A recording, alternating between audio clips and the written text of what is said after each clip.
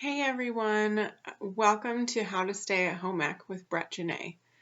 So this may end up being its own video, but it's kind of a continuation and almost like an addition to yesterday's How to Stay at Home Ec. I realized today when I was, actually last night, I did not make all of the things that were on my menu. I brought my menu with me today. And so the menu that we created yesterday, like I said, sometimes you get done making a menu or deciding what you're going to eat, or you make these fantastic plans and then you just don't have the energy, or time gets away from you and things are crazy. But we're in quarantine, and so Jeremy and I called up our local Mexican restaurant and ordered maybe not one of everything on the menu, but we ended up eating tacos and it was great. So it happens sometimes. Today I still had an entire chicken, and I don't mean like, if you guys have ever seen one of those nice farm friendly happy chickens that are like, they're actually quite small. But yeah, we'd had one of those in the freezer, and I thawed it, and so it was still in my fridge, and I just put it in the oven. And so I'm really excited about that. We will be having jalapeno chicken tonight. But I wanted to talk a little bit yesterday. I think that when we were talking about having that lovely Euro style seasonal meal plan, or like how to plan a type of meal like that by going shopping first, finding seasonal products, and then deciding what you're going to make with it. I think that it helps a little bit to be able to create a meal in your head, or to be able to kind of be able to know the building blocks of a meal. So back when I was a kid, we did it was like a pyramid, a food pyramid or something. And they have redone and redone that pyramid so many times to try to figure out what we're supposed to be eating. And now there's a lot of diets going on, and people are wondering what's actually good for their body, how to eat well, how to eat in a way that even honors the food that we're eating, right? So like happy chickens, like we want to know that the food that we're eating has had a good life. And not only, and this is a very interesting thing, I'm reading a book on cheese. And one of the things that it talks about is that the best cheeses come from the happiest animals. So like animals that, like in the Alpine region, right? Alpine cheeses, where in the summertime they go, like they live at kind of the base of a mountain, and during the summer they go up to the top as it warms up, and there's all this lush green loveliness, and down at the base of the mountain, all of the people who stay down at the base of the mountain are redoing and relushing the situation so that when winter starts to come and the animals come down the mountain, and these are like, goats and sheep, as they come back down the mountain, they come and they have this lovely, lush vegetation again for them to eat. And that's what makes these great cheeses great. If you've ever had like a grass-fed steak, like a grass-fed ribeye, absolutely delicious. There's nuances in flavor. So that to say, having quality products as a part of your meal, or as kind of as a rule in your meal, actually helps us eat better. So if people were to ask, Brett, how should I eat? I think that I am not someone to tell people how they should eat. I think that I am, I like food so much that I tend to eat maybe more of it than I should. But that being said, my favorite food to eat, and it happens time and time again, like if Jeremy and I for a while start eating a lot of foods out and we don't eat at home, my body starts to kind of change and it starts to not really kind of function as well. Maybe my digestive system, maybe I'm having troubles in my low belly, maybe I'm having like acid reflux a lot, like there are things that I can tell. Maybe my mind isn't quite as clear, or maybe my muscles kind of ache a little bit more. And so when I go on my walks, I'm kind of like, like I'm just not feeling it. And some of that comes with the season. Some of that is mood and emotion. Some of it for me are like cycles and the moon. But, and for a lot of people, but also I think that the food that we eat feeds the way that we live. And the foods that I love to eat are foods that nourish me. So, I also like quality foods. I like things that have a bit of artisanship to them. I would rather eat less good food, like a smaller amount of good food, than I would to eat a very large amount of not great food.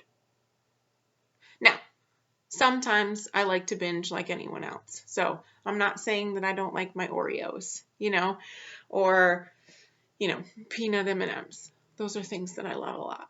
And not necessarily that those are like the top tier. We're not talking top tier chocolate situations. We're just talking about they're delicious and I love them a lot. But the reason why we're talking about this is I think that if you decide on a menu for your life that is mostly raw foods that you cook up into something else. So let's say that you're not buying so many things from a box. You're not buying processed foods. You're not buying things that have had a bunch of additives already in them. That doesn't mean that you can't go to the store and buy your own spaghetti sauce. That just means that when you read the label, all that your spaghetti sauce has is tomatoes, garlic, maybe basil, spices, maybe citric acid. But that's it. That's all the things. Not any words that you can't pronounce. Not, if you don't know what it is, maybe it's not the best for you. And so some of those processed foods, really, our bodies have a hard time, figuring out what to do with. So when I'm talking about menus then, so we were talking about like kind of life menus. Go with your diets. If you want to do keto, or you want to do paleo, or you want to do a Mediterranean diet or a South Beach diet, or like a low carb sort of diet, or Whole30 or something, go for it. Try it for 30 days. See how your body does on it. See how you feel. And if you love it, then go for it. The way that I eat, I try to eat all things in moderation as much as possible, while decreasing processed foods as much as possible. So when I create my menu, those are the types of foods that I like to have on my menus. So that's what's on the menu. Okay. Now, we talked a little bit yesterday about what parts are in the menu. And so we talked a little bit about appetizers, and then like a main dish, and then a side or two. I really like a rule of 3. So if you're serving yourself, or if you're serving other people, there's something about 3 things that are next to each other that is very eye-pleasing. It's easier to get variety in your foods in that way. And so commonly, as a main sort of situation, I will have 3 things in here.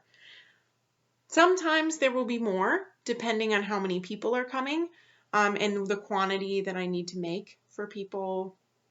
But even if it's just me eating, I like to have 3 separate things. Commonly, that will be a protein, a carbohydrate, or I would say like a more of a root vegetable and or deeper roasty vegetable sort of a situation, and then something that's green. I think that within this segment, it's great to, like within the main sort of portion, it's great to have a difference in textures, maybe even difference in temperatures, but definitely difference in color. Eating all one color isn't terribly exciting. And I think that when like people are like, oh, well, why do I need to change the texture? Why does it matter if all my food is hot or not? Or what does it matter if, it's all the same color?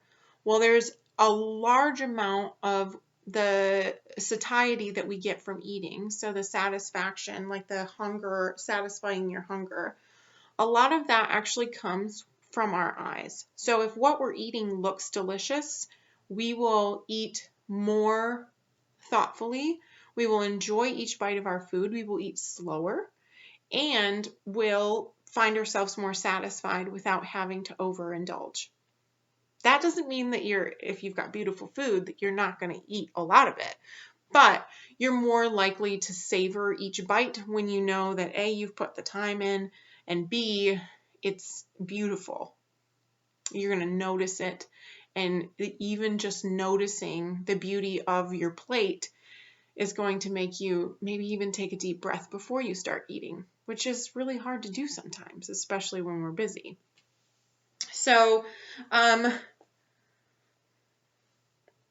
appetizers, mains, dessert, drinks. Ways to find variety. What is an appetizer for?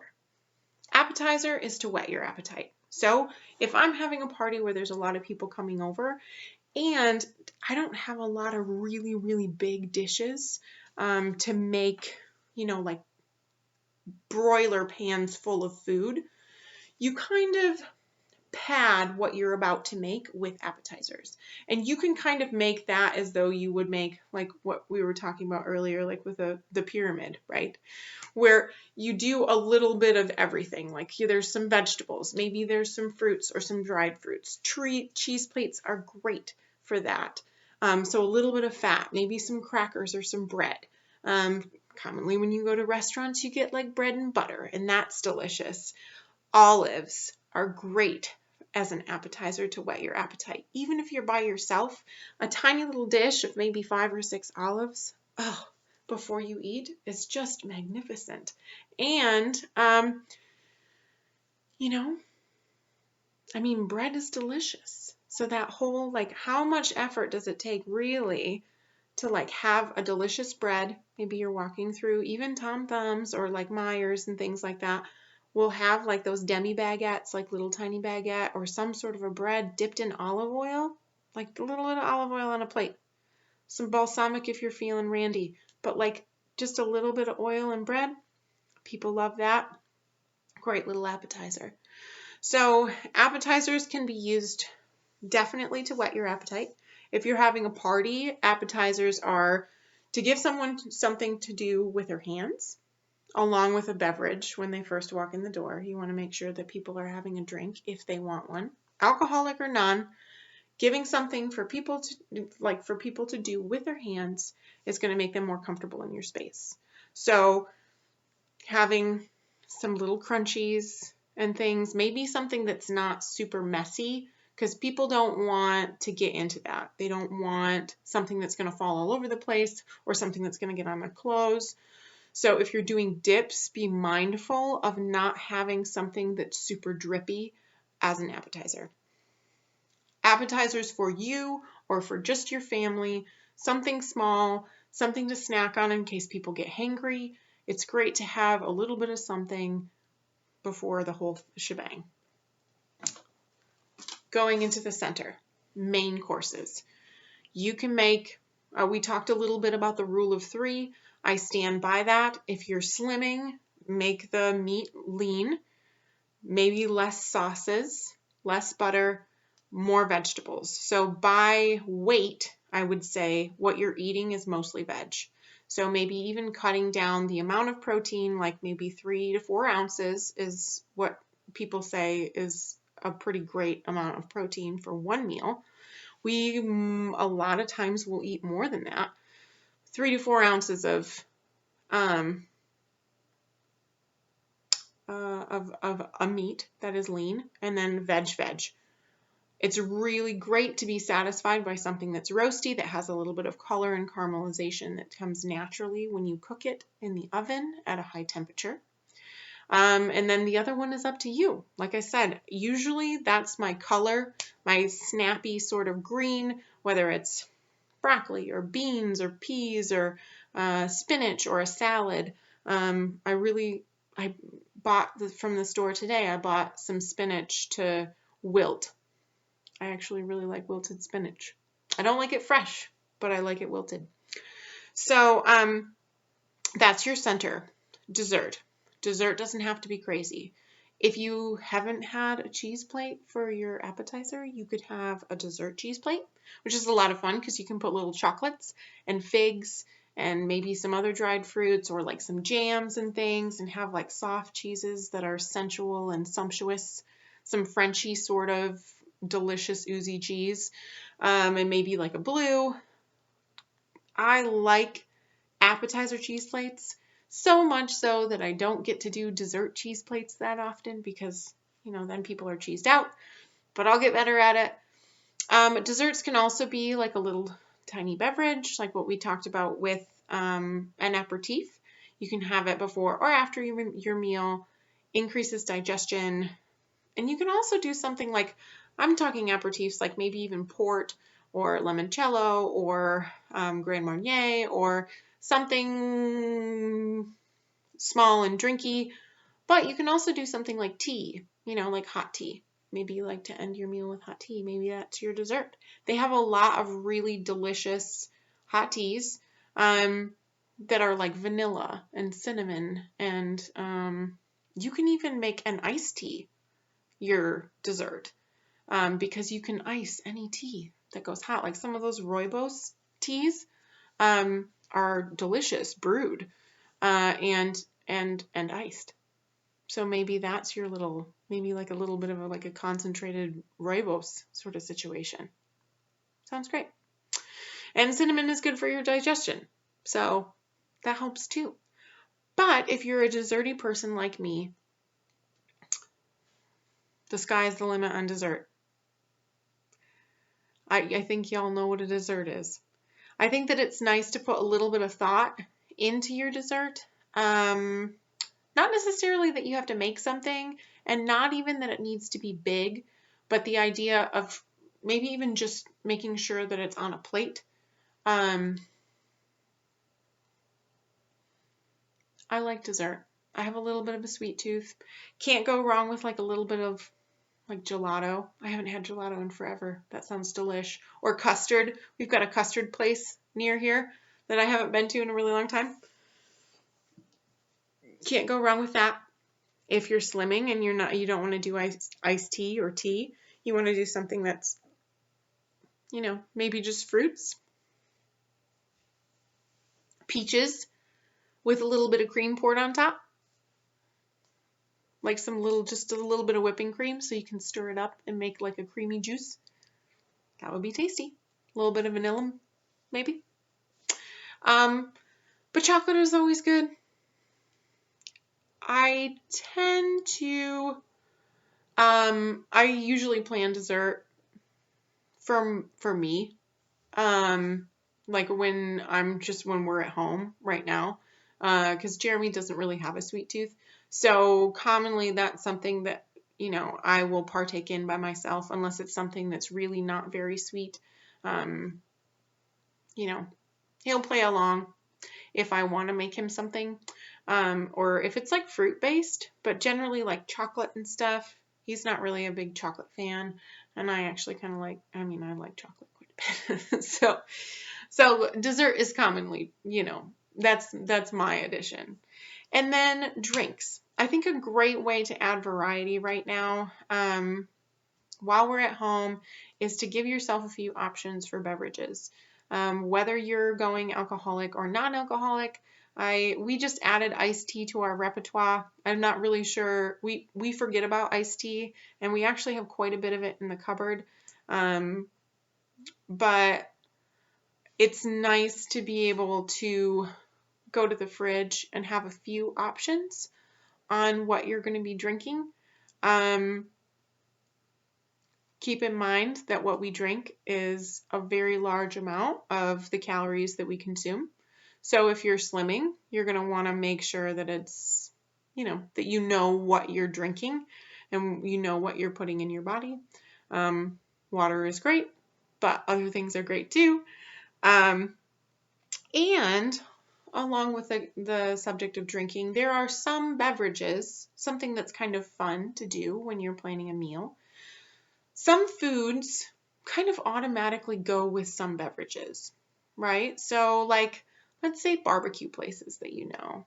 A lot of barbecue places will have iced tea, or they'll have lemonade, or they'll have, right? I think that the places, and you can like think of your favorite restaurant and what you usually drink when you go there. And maybe you just drink the same thing in every place. So maybe variety in beverages isn't something that you're interested in. And that's great. You do you. But there are some places like when you're eating sushi, they have sake, right? Or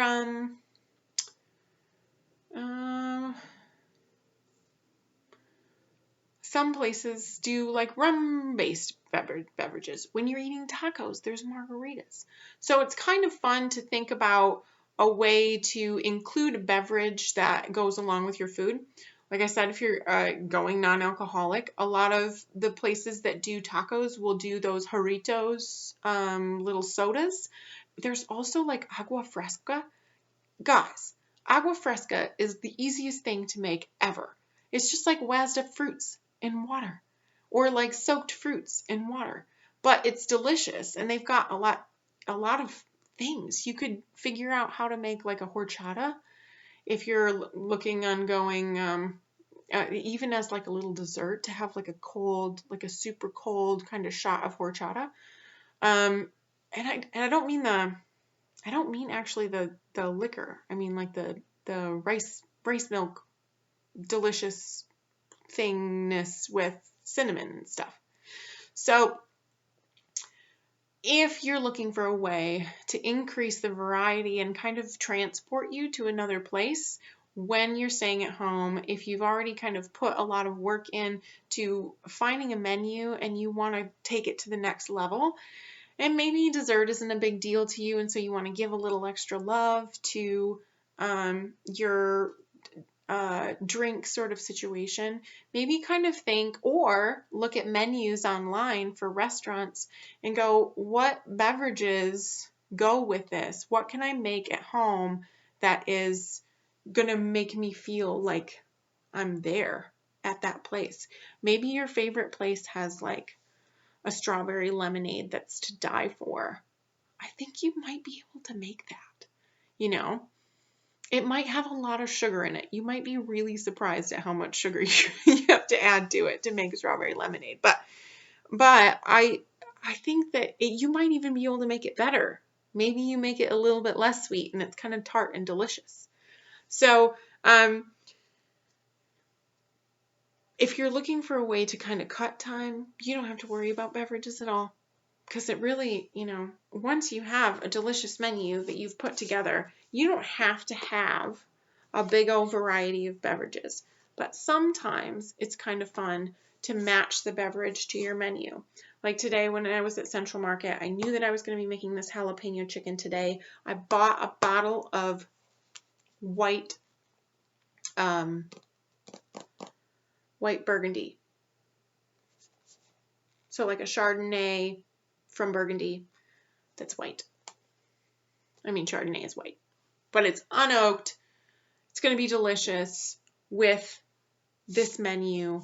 And so wine is like one of my favorite things to kind of pair with foods. And sometimes I'll just go with my favorite reds because, I love reds. But I'm getting into whites a little bit more and kind of having them paired with some delicious, or in some delicious ways. And so wine is really kind of a fun way to say, okay, well, what am I eating tonight? Maybe if you've got like 3 bottles of wine, like a white, a rosé, and a red, maybe there's one of those wines that goes particularly well with whatever menu you're planning. And then when you pour yourself a glass of that and you sit down, you know that everything kind of flows. Everything's very fluid and together, and you've put that thought into, kind of tying everything together. So when it comes to planning a menu, like I said, I wanted to do this video because I think that planning a menu makes people really nervous.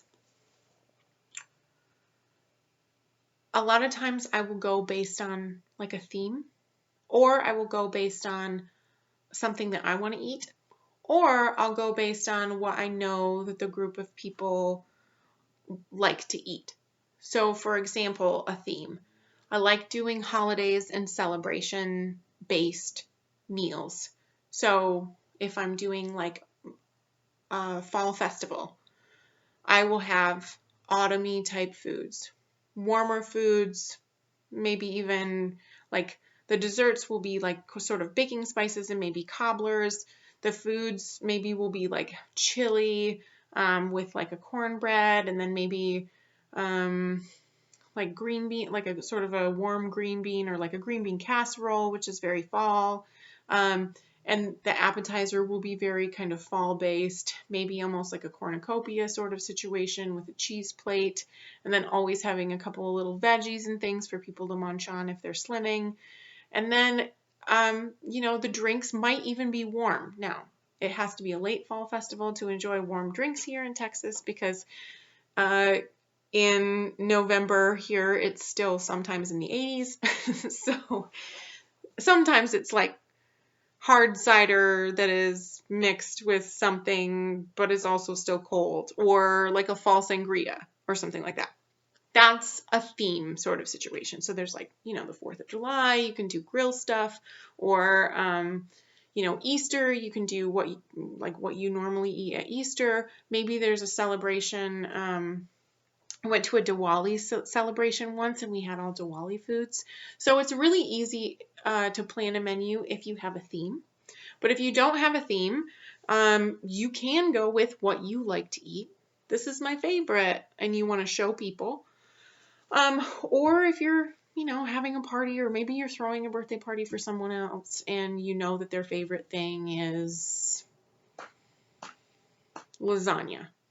Now, I love lasagna, so I don't have any problem with that. But maybe their favorite food is lasagna, and you just make it because that's their favorite. And then that's the beginning. That's 1/3 of your entree. You pick out 2 other little things, maybe like a salad, or some sort of like a hot greens, or maybe like a bread, whether you make it by yourself or not, and then maybe like a caprese, which is a salad. But like the idea is that you have that rule of 3 there, and you can even like line up the appetizers a little bit with whatever the theme is. So if the theme is lasagna, then, you go kind of Italiano. So maybe a little bit more wines. You can have beer too.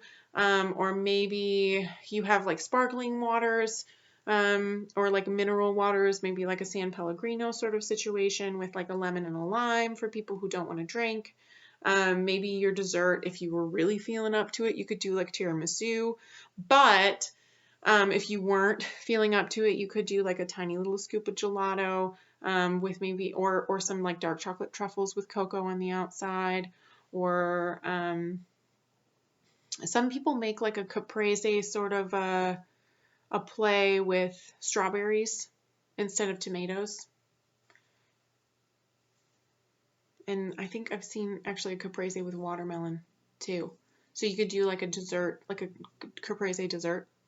And then, of course, like a cheese plate for appetizers. But all that, like, this is me just spitballing, okay, on an Italiano theme. But, like, let's say, like, I've done themes. I've done a Cubano theme, like I've done, and it's usually seasonal. It's usually whatever feels really good. What would probably be next in my life is my birthday. which is actually kind of difficult because then I have to figure out what it is that I want. But I really like tiki a lot, so it would probably be like some sort of like a Hawaiian theme, with all sorts of, fantastical tiki beverages in hurricane glasses with like little tiny umbrellas and and like salsa music. But I also like Italiano. Our Independence Day is coming up. July 4 is coming up, and that's really easy to find a theme on. And we'll be together before that. We'll get back with each other. There will be more videos before then, and maybe we'll do like a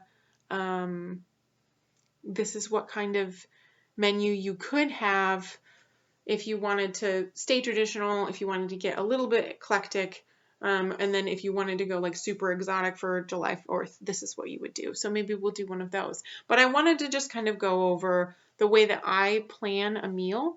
And you don't have to do all of these steps if you're just doing your meal.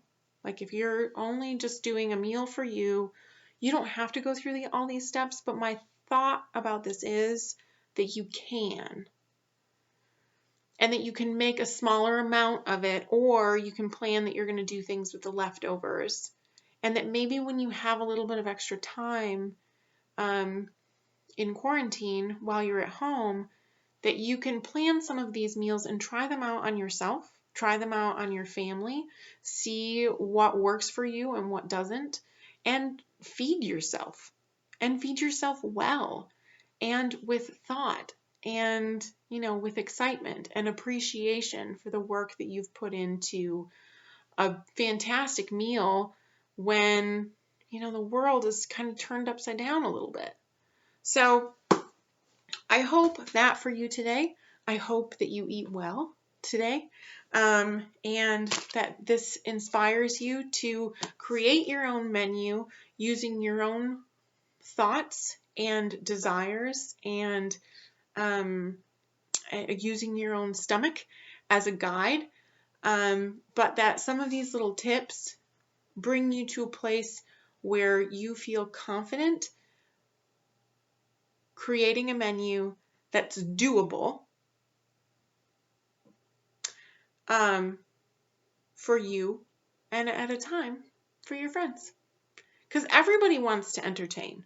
Like watching House Hunters International and like you guys have watched shows on HGTV and all these things, people are always wanting space to entertain. Real estate and stuff, people are like, oh yeah, I want to have, you got to have an extra guest room for the people who come into town, and I want space for entertaining, and oh, isn't this space great for entertaining? You can have space for entertaining and not have a clue how to entertain. And that is fine. Entertaining isn't something that's taught to us, ladies and gents. There's no class on that in, middle school, elementary school, well, that's before high school, college. That's not a class that I got to partake in. The way that I found out how to entertain is by entertaining. Now, we don't have that option now, but we do have the option to practice entertaining ourselves and our families with delicious menus that are reusable. Many times I will keep menus, and this book has other menus in it. And I think that's, you can reuse menus over and over and over again. And that just feels good. So you keep these and you go, oh yeah, this worked. Maybe I didn't really like this line. Take it out. It was too much work. We'll add in something that's like store-bought, or maybe, like a loaf of really good bread or something. We'll just kind of take that off and we'll do something easier because I really stressed out about this bit.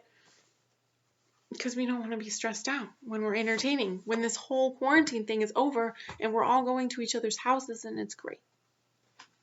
So eat well today, guys.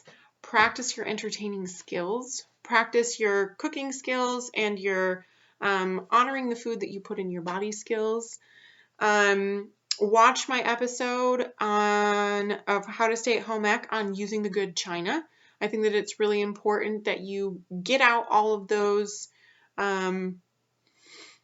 really beautiful pieces of flatware and plates and cups and things that you love during this time, especially while you're figuring out how to entertain. That you get those out and that you use those and you know what it feels like to eat off of them. You know what it feels like to clean them and to use them and to enjoy them. And I will see you on the next episode of How to Stay at Home Ec.